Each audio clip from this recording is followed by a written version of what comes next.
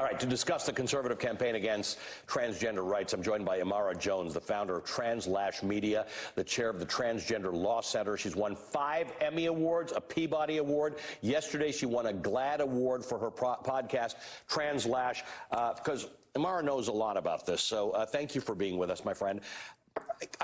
You have been writing about this for years, and I think I want to understand this and frame this a little differently.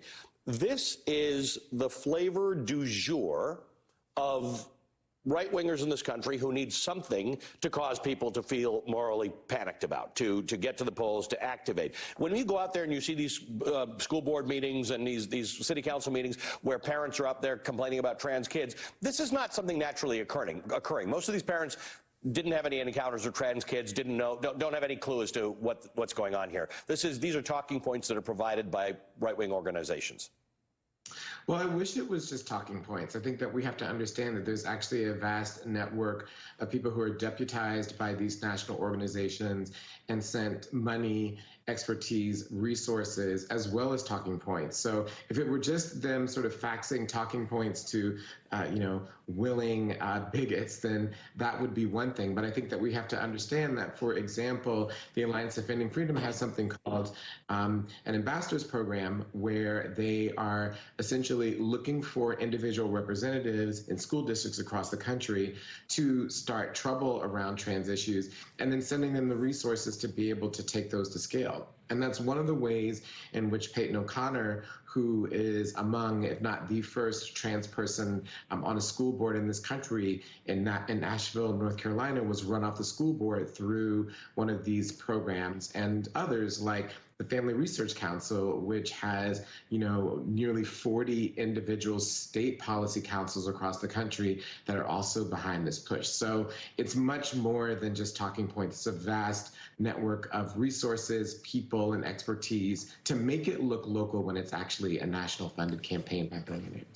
And why? Because when you look back, tell me how this compares to making abortion into a central animating factor when it wasn't. In the early 70s, abortion was not a central matter to either churches or conservatives, but it was turned into one. It became a rallying point. Anti-gay legislation was also not central to people's lives. They didn't care that much about it, and it became central to conservative talking points. Why has this happened now? What is it? Because it's the next available thing to get people worked up about? I think they believe that it works. I mean, I think that if you look at it from the Christian nationalist perspective, and that's what we have to believe and understand, right? They're not putting hundreds of millions of dollars behind this effort because it's not working or they don't believe that there's a benefit to it. They understand two things. One, that as abortion wanes as an issue, it's really apt. I'm not surprised that you would be apt, but it's apt to start there, because as abortion wanes as an issue, they understand that they have to give that entire abortion network something to do.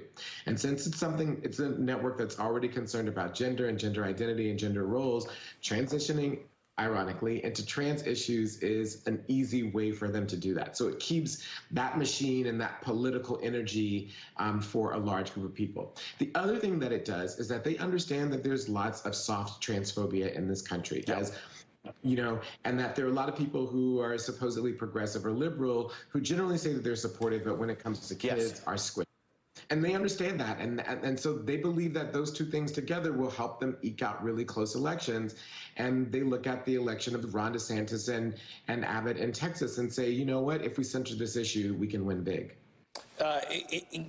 You were commenting the other day on the implementation of a transgender Bill of Rights at the federal level. Would that make a big difference? I think so, because here's the thing,